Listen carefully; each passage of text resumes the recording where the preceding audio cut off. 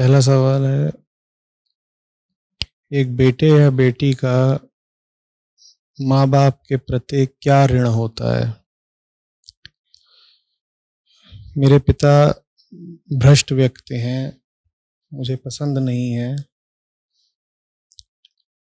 लेकिन बार बार ये ऋण चुकाने वाली बात मन पर हावी हो जाती है।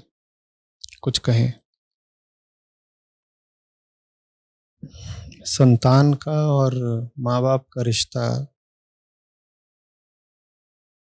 दो तलों पर होता है।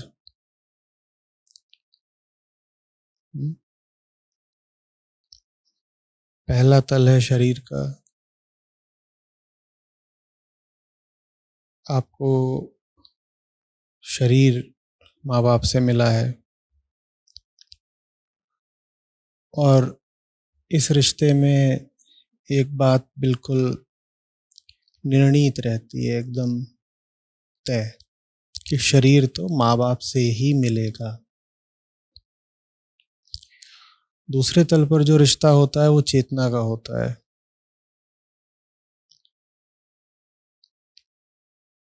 आपकी चेतना को कितनी स्पष्टता, कितनी सफाई, कितनी ऊंचाई माँ बाप से मिली, इस तल पर बात कुछ तय नहीं रहती। कुछ पक्का नहीं है कि माँ बाप बच्चे को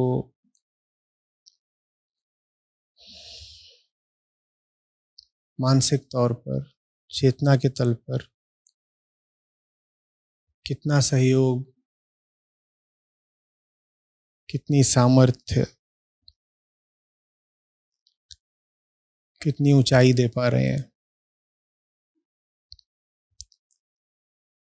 इन्हीं दोनों तलों के योग से तय होता है कि मातृ ऋण, पितृ ऋण क्या है और कितना है। शरीर के तल पर तो बात सीधी है, तयशुदा है। कोई भी बच्चा जन्म माँ बाप से ही लेता है। जैसे उसको शरीर माँ बाप से मिला है, जैसे उसे अपना भौतिक अस्तित्व माँ बाप से मिला है, उसी तरीके से माँ बाप को शारीरिक तल पर सेवा देना, सहयोग देना बच्चे की जिम्मेदारी है। बच्चे की भौतिक हस्ती ही माँ बाप से आई है, तो माँ बाप की भौतिक जरूरतें पूरी करना संतान का दायित्व हुआ। इस दायित्व से पीछे नहीं हटा जा सकता। ये दायित्व निश्चित रूपेण है।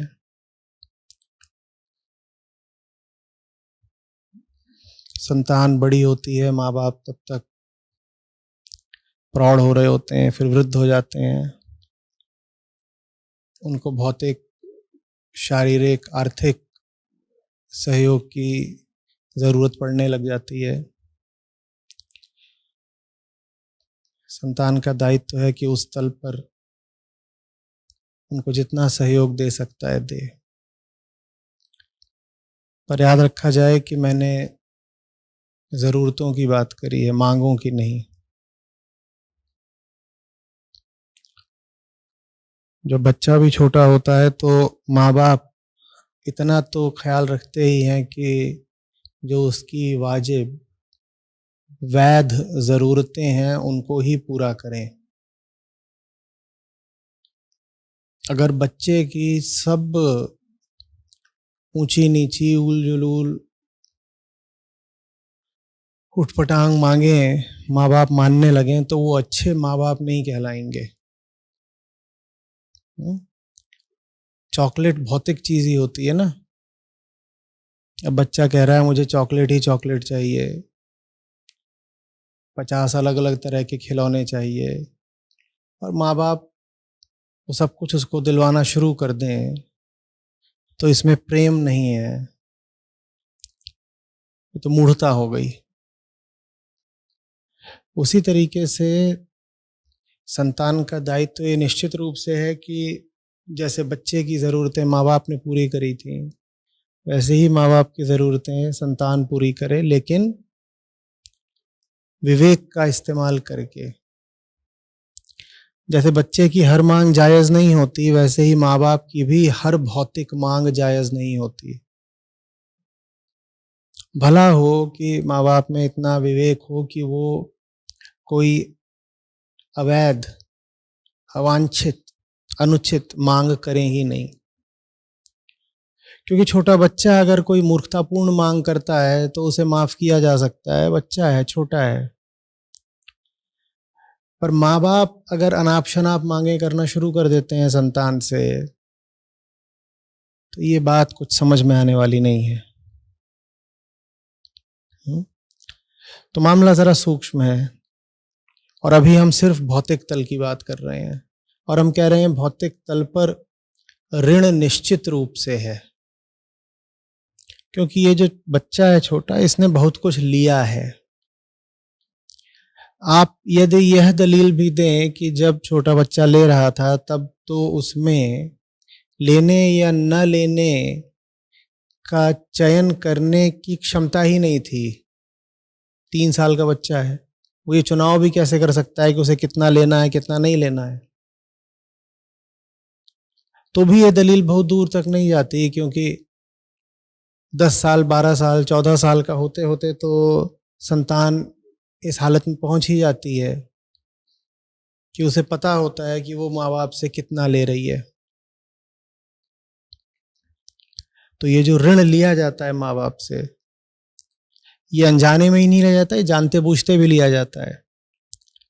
20-20 साल वाले, 25-25 साल वाले माँ बाप के सामने खड़े हो जाते हैं, इतना पैसा दो।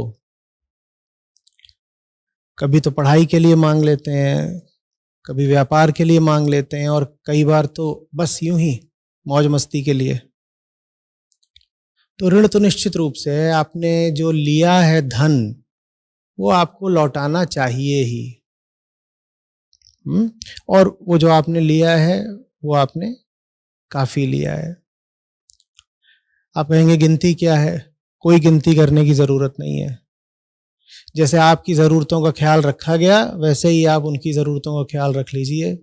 मैं अभी भौतिक तल की बात कर रहा हूं, इतना काफी है। लेकिन साथ में हमने सावधानी भी बरतनी है कि ख्याल जरूरतों का ही रखा जाए, अन्यथा मन की मांगों की तो कोई सीमा नहीं होती। ठीक है, अब आते हैं चेतना के तल पर। कोई भी इंसान जितना शरीर होता है उससे ज्यादा वो चेतना होता है। ठीक है, तो एक व्यक्ति 25, 30, 35 की उम्र में जो बन गया है, उसमें उसके शरीर का कुछ हिस्सा है, लेकिन आप जो कुछ भी हैं, आपके अस्तित्व की पूर्णता में, आपकी आइडेंटिटी की टोटलिटी में, हम कह रहे हैं ज्यादा बड़ा हिस्सा आपकी चेतना का है। और यहां पर बात कुछ निश्चित नहीं होती है कि आपकी चेतना को कितना योगदान माँ बाप से मिला है। ज्यादातर मामलों में व्यक्ति की चेतना को बहुत योगदान उसके माता पिता देते नहीं, देना चाहिए, देते नहीं, खेद की बात है। तो वहां पर चूंकि योगदान हुआ नहीं, इसीलिए कोई ऋण बना नहीं।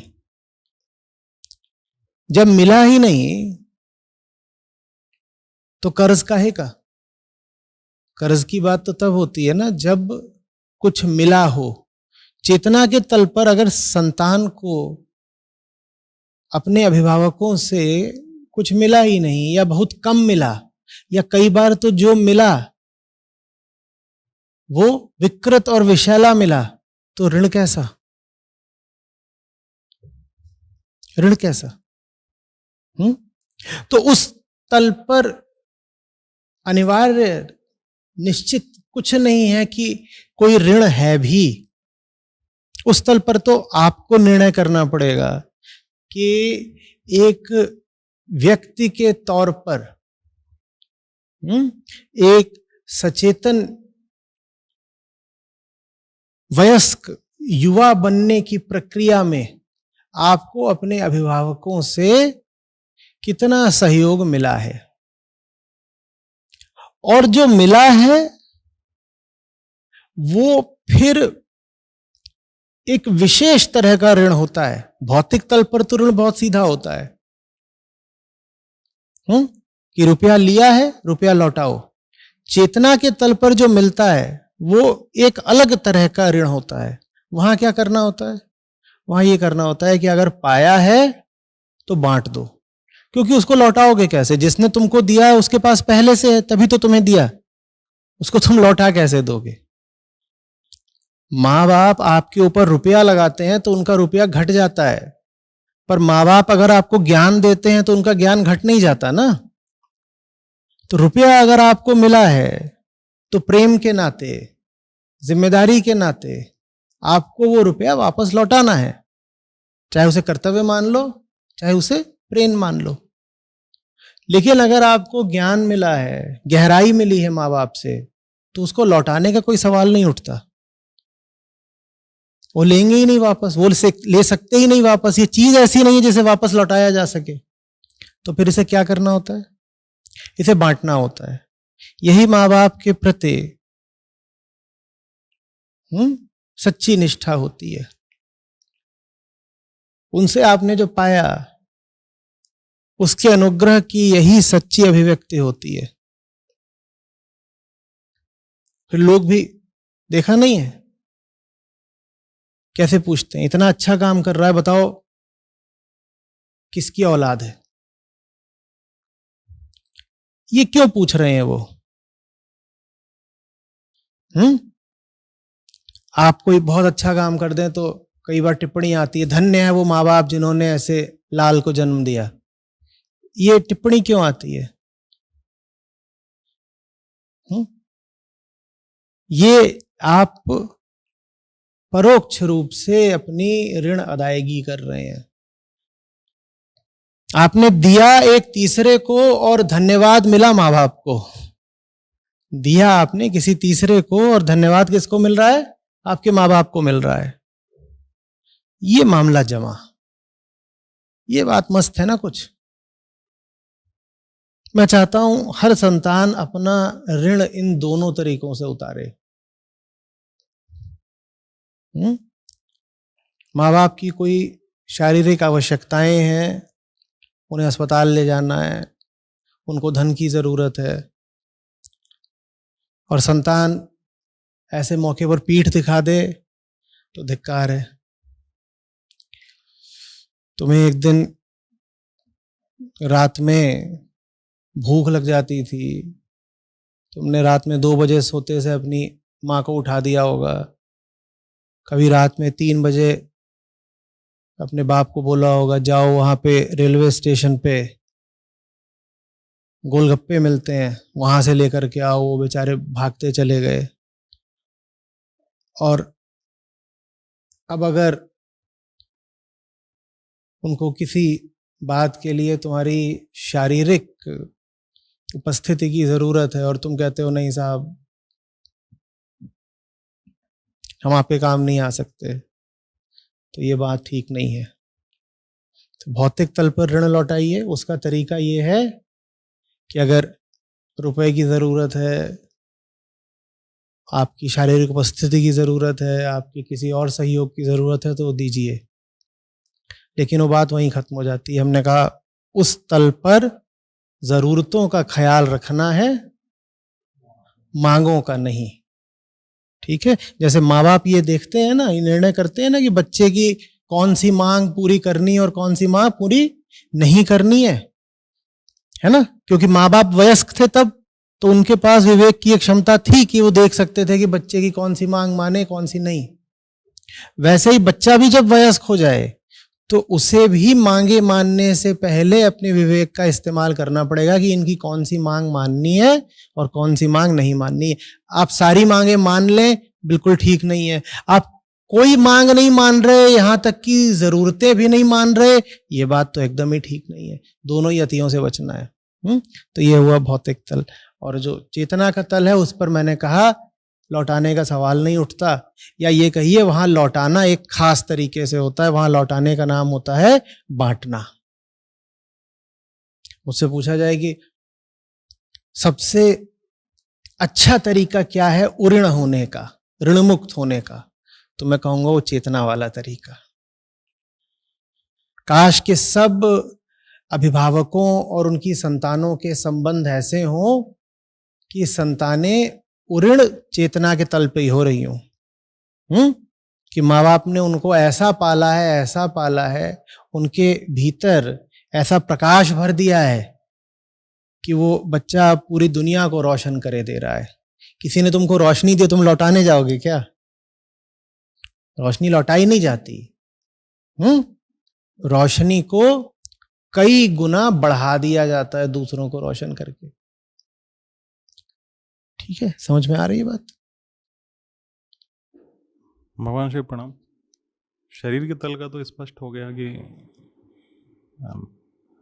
जरूरत ही पूरी हुई थी तो जरूरत के तल पे पूरा करना है। चेतना के तल पे ये तो हो गया कि माँ बाप ने अगर दिया है तो उनके पास प्रकाश ऑलरेडी, इसलिए बांटना है। हाँ। और अगर वो नहीं मिला है, विकृति मिली है, तो फिर जहां से मिला है प्रकाश, वो माँ बाप को भी देना है। कहीं से तो प्रकाश मिला होगा ना। माँ बाप से मिला है तो वो एक विशेष ऋण है जिसको चुकाया जाता है बांट के। माँ बाप से नहीं मिला, मान लीजिए माँ बाप से विकृति मिली, अंधेरा ही मिला, तो रोशनी कहीं और से लीजिए, और फिर वो रोशनी कहां पहुंचेगी? जैसे सब तक पहुंचेगी वैसे ही माँ बाप तक भी पहुंचाइए। अच्छा किया पूछ लिया, ये वाला हिस्सा अनुत्तरित रह गया था कि अगर माँ बाप से नहीं ही मिली चेतना को रोशनी तो क्या करना है? तो फिर ये करना है कि रोशनी जहां से मिल रही हो वहां से लो ना भाई। पहले जब घरों में चूल्हे होते थे, तो थोड़ी सी आग बचा के रखी जाती थी। जब चूल्हों पे खाना बनता था थोड़ी सी आग बचा के रखते थे। क्यों बचा के रखते थे? ऐसा नहीं होता था कि खाना बन गया रात में, उसके बाद चूल्हे पे पानी डाल दिया। थोड़ी सी आग बचाते थे। चूल्हे का अनुभव किन लोगों को है? तो थोड़ी सी बचाते काहे को थे? जरूरत पड़ेगी ना दोबारा। लेकिन कई बार बुझ जाती थी, तब क्या करते थे? पड़ोस से लाते थे। भाई अपने घर से नहीं मिल रही अगर राग, अपने घर से नहीं मिल रही रोशनी, तो भूखे थोड़ी रह जाना है, पड़ोस से लाना है। अपने माँ बाप से अगर नहीं मिल रही चेतना, तो अंधेरे थोड़े ही रह जाना है, पड़ोस से लाना है। और फिर पड़ोस से लाना है, अपने घर में लाना है, रोटी पकानी है, खुद भी खानी है, और जो अपने परिवार के लोग हैं, अपने कुल कुटुंब के लोग हैं, उनको भी खिलाइए। ये तो कोई तुक नहीं हुआ ना कि साहब हम तो अपने घर में ही। तुम आग का आविष्कार करोगे क्या? तुम्हारे घर में नहीं है तो अब क्या करोगे? जाओ जहां मिलती है लेके आओ वहां से।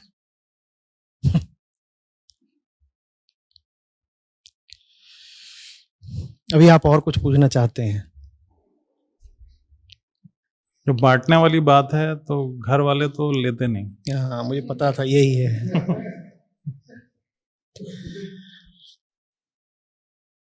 देखिए, जो लेता नहीं, सही चीज को भी लेता नहीं, उसको बालक समान मानना चाहिए। दिक्कत बस ये है कि कानून उसे बालक नहीं मानता। जो खाने वाली चीज को भी ना खाए, वो किसके जैसा व्यवहार कर रहा है? वो बालक जैसा व्यवहार कर। छोटा बच्चा होता है, वो दुनिया की सब व्यर्थ चीजें खा रहा है, उसको आप लेकिन कोई ठीक चीज देना चाहते हैं, वो ले नहीं रहा। तो फिर वयस्क होने के नाते आपका क्या धर्म होता है? उसको समझा दो, थोड़ा बहला दिया, फुसला दिया, कुछ कर दिया। दवाई नहीं खा रहा था तो शहद में डाल करके उसको चूर के शहद में मिला के दवाई चटा दी। यही सब तो करा जाता है। तो यही सब करना होता है। दिक्कत बस उसमें ये आती है कि बच्चे के साथ खेल आसान होता है क्योंकि उसे समाज भी जानता है कि बच्चा है और विधान भी जानता है कि बच्चा है। विधान माने कानून। बड़े के मन में लेकिन जब बच्चे जैसी हालत रहती है, एक वयस्क 30 साल 40 साल का जब आंतरिक तौर पे बच्चे ऐसा होता है, तब स्थिति थोड़ी जटिल हो जाती है, क्योंकि वो खुद को बच्चा मानता नहीं है, समाज भी उसे बच्चा नहीं मानता और विधान भी उसको बच्चा नहीं मानता। तो अब आपको देखना है कि मोह को अगर अलग रख दें तो कौन है जो सबसे ज्यादा सुपात्र है आपके प्रयत्नों का। बात समझ रहे हैं? सिर्फ इतना काफी नहीं होता है कि मैंने किसी को सुधारने की बहुत कोशिश की। आपसे यह भी पूछा जाएगा कि आपने किसको सुधारने की कोशिश की। जिसको आप सुधारने की कोशिश कर रहे हैं उसमें कुछ पात्रता है भी सुधरने की नहीं। और अगर आप पात्रता के बिना ही किसी पर जोर लगाए जा रहे हैं, मेहनत करे जा रहे हैं, तो ये काम फिर ज्ञान का नहीं मोह का हुआ।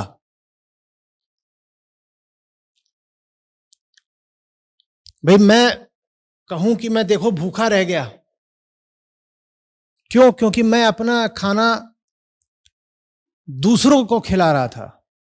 तो ये बात सुनने में ठीक लगती है, लेकिन हम कह रहे हैं कि सवाल ये भी पूछो कि तुम अपना खाना खुद भूखे रहकर किसको खिला रहे थे?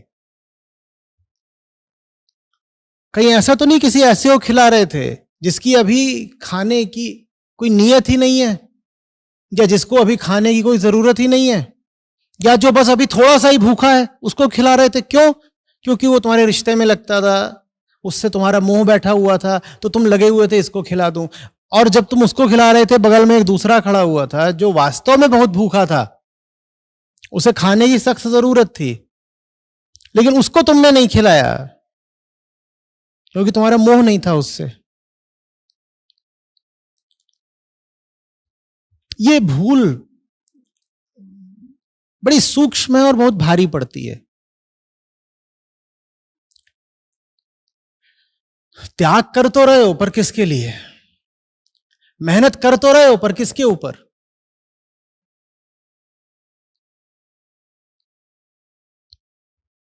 पानी को मथने से मक्खन हो जाएगा?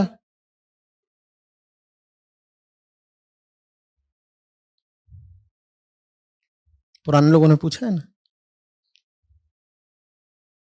दूध फट गया है तो उसमें से अब क्या निकलेगा?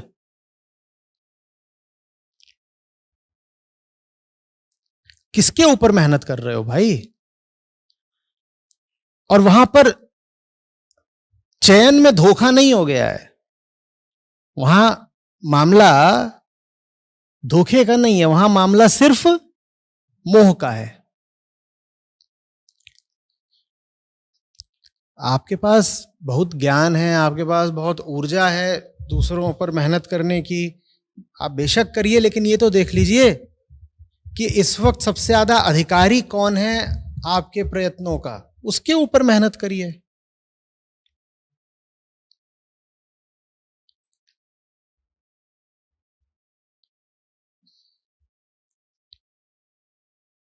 असल में हम कैसे कहते हैं कि जो हमारे बहुत निकट के लोग हैं वो इस लायक भी नहीं है कि उन पर मेहनत की जाए। ये कहना दिल को बिल्कुल छेद जाता है ना। क्यों? इसलिए नहीं कि ये कहने में उन लोगों का अपमान है जिनकी बात हो रही है, असल में ये कहने में हमारा अपमान है। क्यों? कि अगर वो जो इंसान है वो इतना ही कुपात्र, इतना ही नालायक है, तो उसको तुम इतने सालों से अपने करीब बिठाए काहे को हुए थे? तुम किस तरह के आदमी हो? तुम किस तरीके के आदमी हो कि तुमने एक ऐसे इंसान को अपने पास पाल रखा था कि आज तुम उसे अमृत पिलाना चाहते हो, वो अमृत भी पीने को राजी नहीं है? ये कौन सा इंसान है? जिसे अमृत से ज्यादा जलजीरा पसंद है।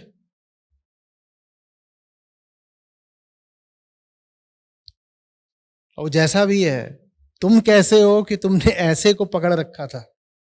तो इसलिए ये बात हमको बहुत बहुत बुरी लगती है। हम कहते हैं नहीं देखिए साहब, मेरा बेटा नहीं बुरा नहीं है, वो बस थोड़ा उसमें एनर्जी ज्यादा है, एनर्जी ज्यादा है।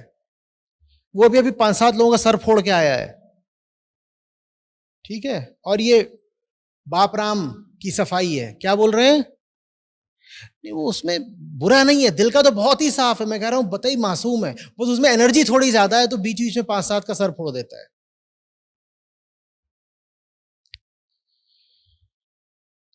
क्योंकि अगर ये मान लिया कि बेटा एकदम ही अब बर्बाद हो गया है, तो सवाल बेटे पर नहीं बाप पर उठेगा।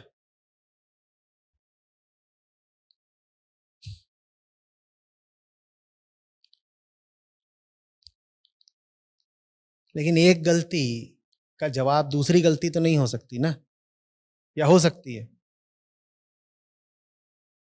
आप कुम्हार हैं और आपको खाना भी बनाना है। भाई कुम्हार खाना भी तो खाता है ना जीने के लिए। अब कुम्हार ने दिन भर कुछ करके एक पात्र बनाया, उसी में उसको अब खाना बनाना है रात को। वो पात्र बनाया बिल्कुल घटिया, उसमें 100 छेद। तो मोह के मारे वो क्या बोले कि मेरा है इसीलिए मैं इसी में पकाऊंगा, मेरा है इसीलिए मैं इसी में पकाऊंगा। अगर वो ऐसा कह रहा है तो वो कुम्हार भी बेकार है और रसोईया बावर्ची के तल पर भी वो बेकारी है। न उसे पात्र बनाना आता है, न भोजन पकाना आता है। एक गलती के उत्तर में दूसरी गलती मत करो। पहली गलती हो गई, जो भी तुमने पात्र बनाया वो गड़बड़ बना दिया। अब दूसरी गलती मत करो कि मैंने बनाया इसीलिए पकाऊंगा भी इसी में। गलती स्वीकार कर लो, दूसरा पात्र पकड़ लो, भले ही वो तुम्हारा ना हो, उसमें पका लो। या इंतजार कर लो कि भाई अपना पात्र जब ठीक ठाक हो जाएगा तब उसमें पका लेंगे। काहे को अभी इस पे हम और मेहनत करें, पानी डालें, उबालें, क्या क्या करें और सब गड़बड़ हो जाए। लेकिन बात समझ में आ भी जाए उसके बाद भी जिंदगी नहीं बदलती ना। अक्सर बहुत लोगों को आपने कहता सुना होगा। उसकी वजह है, उसकी वजह है कि हमारे पास समझ तो होती है, समझ के अलावा भी कोई चीज होती है। कौन सी चीज होती है? अतीत। ये जो अतीत है ये हमारी समझदारी को कर्म में, जीवन में नहीं उतरने देता। अगर आपके पास सिर्फ समझदारी हो और अतीत ना हो तो आज आप बड़े खुले, मुक्त और निर्भीक तरीके से काम करेंगे। पर हमारे पास समझ तो है, लेकिन साथ ही साथ अतीत की स्मृतियां हैं, मोह के बंधन हैं, और ये है और वो है। वो सब बातें समझ को दूषित कर देती हैं। फिर आप समझते बूझते भी सही काम नहीं कर पाते। अन्यथा जो बातें हम यहां पे कर रहे हैं उनमें जटिलता क्या है? सीधी सहज सरल बातें हैं, समझ गए उतार दो। लेकिन अतीत रहता है ना, और वो अतीत गायब नहीं होना चाहता। वो अतीत अपने आप को गलत नहीं मानना चाहता। वो अतीत अपने आप को मूल्यहीन नहीं मानना चाहता। वो अड़ के खड़ा रहना चाहता है। और समझ का उस अतीत से कोई मेल बैठता नहीं। नतीजा एक एक असंगत मिश्रण है हम, जिसमें एक तरफ एक पल को हम ऐसे हो जाते हैं जैसे बोधिसत्व, और फिर थोड़ी देर बाद हम दोबारा अपने पाशविक रूप में आ जाते हैं। ज्ञान हमारे लिए अक्सर ऐसा ही होता है जैसे कोई गंदे शरीर पर नए साफ कपड़े पहन ले।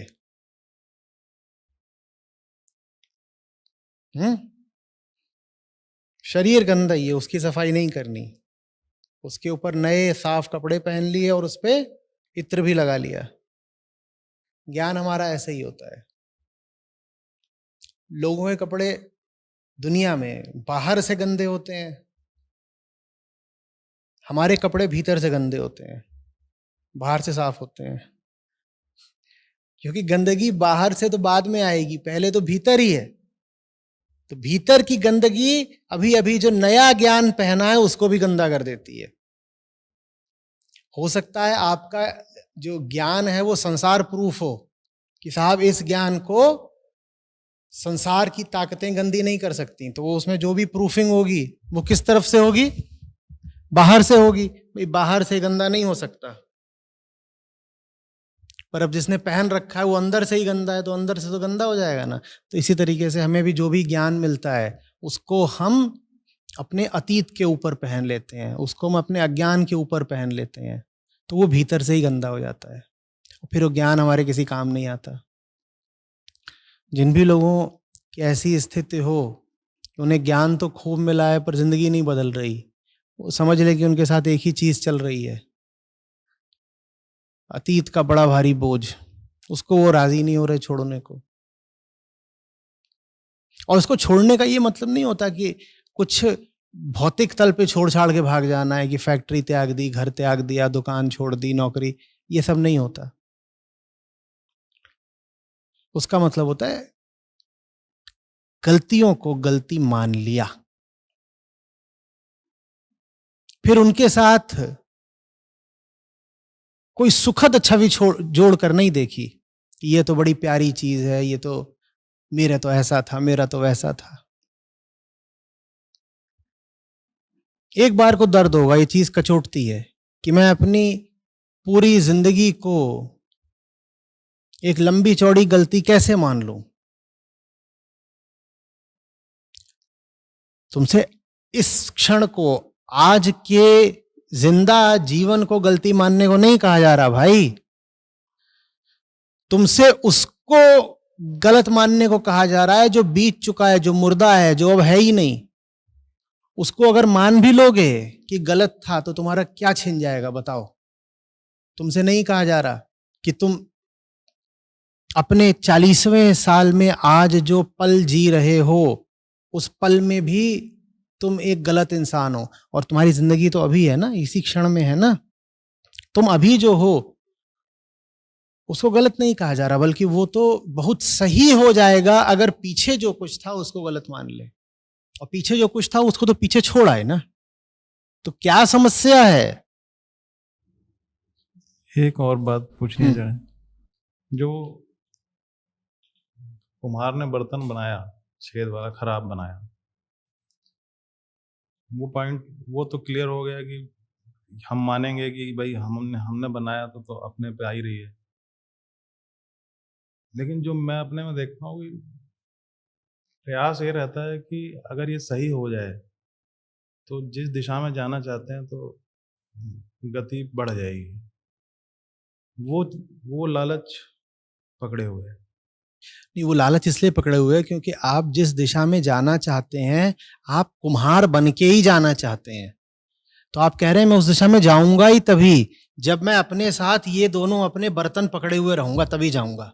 तो आप लगे हुए हैं जब तक कि बर्तन ठीक नहीं हो जाएगा तब तक मैं सच की दिशा में प्रस्थान करूंगा ही नहीं। सच की दिशा में कुम्हार बन के थोड़ी जाया जाता है। आप सच को भी अपना रुतबा दिखाएंगे क्या कि देखो हम कोई छोटे आदमी नहीं है, हमने दिन भर मेहनत करी, ये दो बढ़िया हमने पात्र बनाए और इनको लेकर के अब हम तुम्हारी ओर आए हैं। वहां तो जाइए, हाथ जोड़ के खड़े हो जाइए, कह दीजिए पूरा जीवन मेरा निष्फल ही रहा है, जो भी मैंने बनाया वो कुपात्र ही रहा है, ऐसा हूं मैं, अब तुम्हारे सामने खड़ा हूं नंगा असफल। आपकी असफलता ही आपकी जीत बनेगी, लेकिन आप लगे हुए हैं पहले सफल होने में।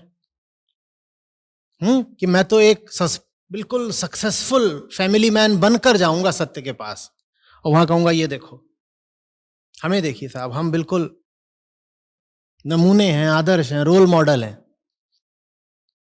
और सत्य कहेगा जब तुम पहले ही आदर्श हो तो यहां क्या करने आए हो? हमारे यहां तो जो हारता है वो जीतता है। आपको अपनी हार नहीं स्वीकार, तो आपको फिर जीत की जरूरत क्या है? आप तो अपनी नजरों में पहले ही जीते हुए हैं।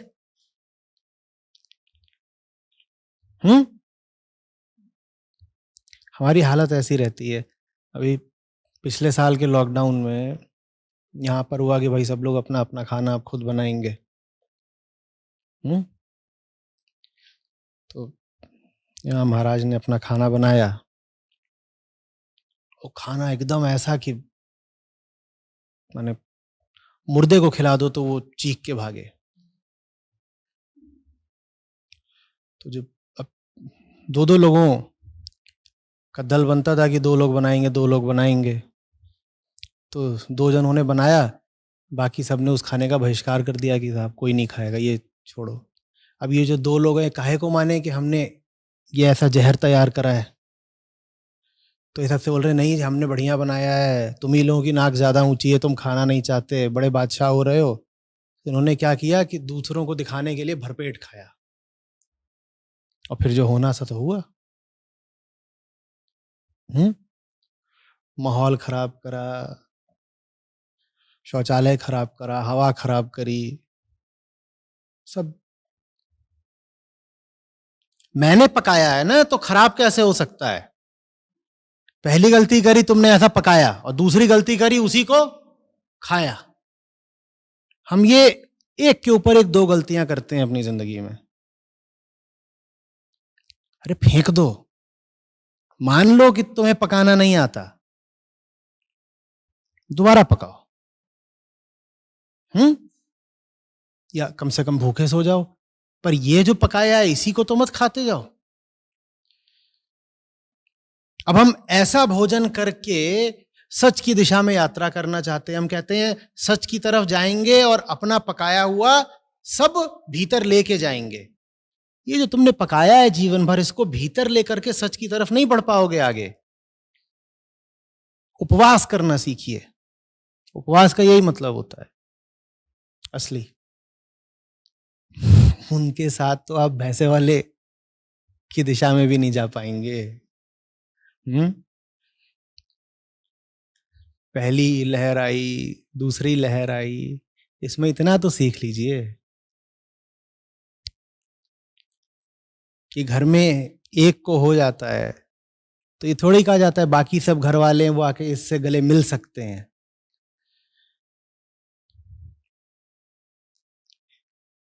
क्वारंटीन बहुत सुंदर शब्द है। उसका मतलब जानते हैं क्या होता है? अकेलापन।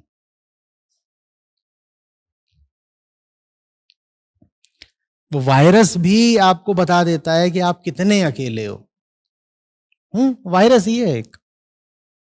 आप कितने अकेले हो। वायरस लग गया तो ऐसा थोड़ी होता है अब कि माँ बाप, बेटी बेटा, पत्नी पति कोई आके आपके साथ बैठ सकता है, लेट सकता है, गले मिल सकता है। अनुमति हो भी तो भी कोई ना आए। ऐसा नहीं कि डॉक्टरों ने पकड़ रखा है इसलिए नहीं आ रहे। आपका कोई सबसे जिगरी यार हो और आपको कोविड है, वो भी उतनी दूर से बात करेगा।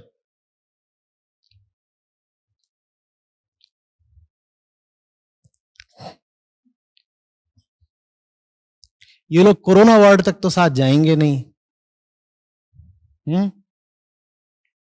अमरपुर तक कैसे आपके साथ जाएंगे?